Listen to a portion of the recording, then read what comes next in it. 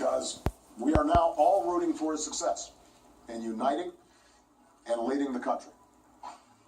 The peaceful transition of power is one of the hallmarks of our democracy. And over the next few months, we are going to show that to the world. I also had a chance last night to speak with Secretary Clinton, and I just had a chance to hear her remarks. I could not be prouder of her. She has lived an extraordinary life of public service. She was a great First Lady. She was an outstanding senator for the state of New York. And she could not have been a better Secretary of State. I'm proud of her. A lot of Americans look up to her. Her candidacy and nomination was historic and sends a message to our daughters all across the country that they can achieve at the highest levels of politics. And I'm absolutely confident that she and President Clinton will continue to do great work for people here in the United States and all around the world. Now, everybody is sad when their side loses an election. But the day after, we have to remember that we're actually all on one team. This is an intramural scrimmage. We're not Democrats first, we're not Republicans first. We are Americans first. We're patriots first. We all want what's best for this country. That's what I heard in Mr. Trump's remarks last night. That's what I heard when I spoke to him directly, and I was heartened by that. That's what the country needs. A sense of unity, a sense of inclusion, a respect for our institutions, our way of life, rule of law, and a respect for each other. I hope that he maintains that spirit throughout this transition, and I certainly hope that's how his presidency has a chance to begin. I also told my team today to keep their heads up, because the remarkable work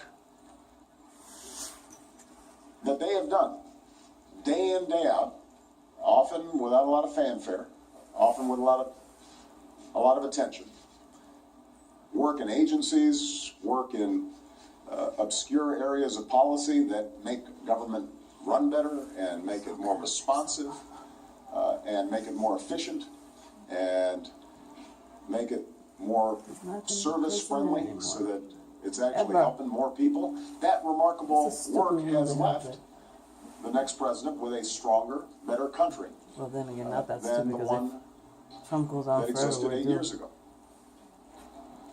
So win or lose in this election, that was always our mission.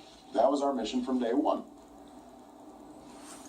And everyone on my team should be extraordinarily proud of everything that they have done. And so should all the Americans that I've had a chance to meet all across this country, who do the hard work of building on that progress every single day. Teachers in schools, doctors in an ER clinic, small businesses putting their all into starting something up, making sure they're treating their employees well. All the important work that's done by moms and dads and families and congregations in every state. The work of perfecting this union.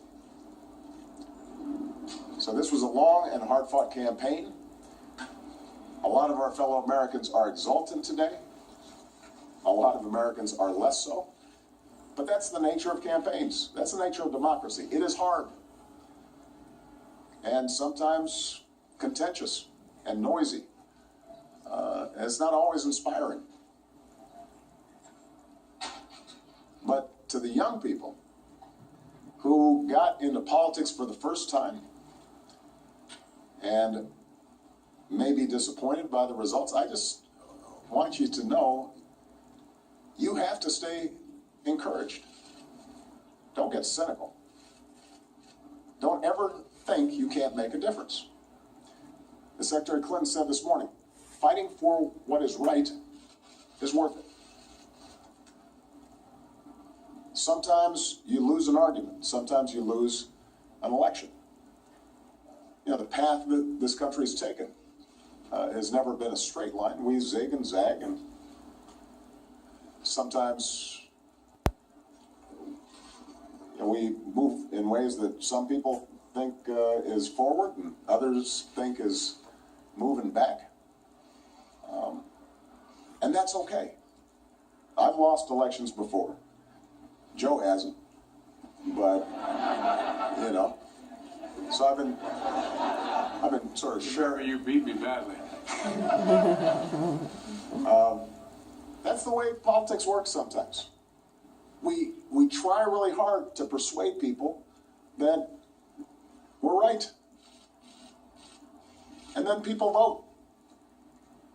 And then if we lose, we learn from our mistakes, we do some reflection, we lick our wounds, we brush ourselves off, we get back in the arena. We go at it. We try even harder the next time. The point, though, is that we all go forward with a presumption of good faith in our fellow citizens.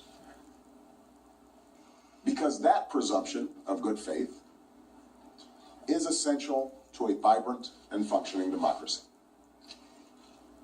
That's how this country has moved forward for 240 years. That's how we've pushed boundaries and promoted freedom around the world. That's how we've expanded the rights of our founding to reach all of our citizens. It's how we have come this far. And that's why I'm confident that this incredible journey that we're on as Americans will go on. And helping black people out of poverty. And I'm looking forward to doing everything that I can to make sure that the next president is successful in that. I've said before, I think of this job as being a relay runner. You take the baton, you run your best race, and hopefully by the time you hand it off, you're a little further ahead. You've made a little progress.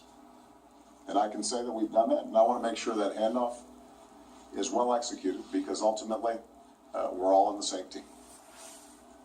All right. Thank you very much, everybody. U.S. President Barack Obama speaking there, addressing the reality now that Donald Trump will be the U.S. president, speaking about a clear transition to the Trump presidency.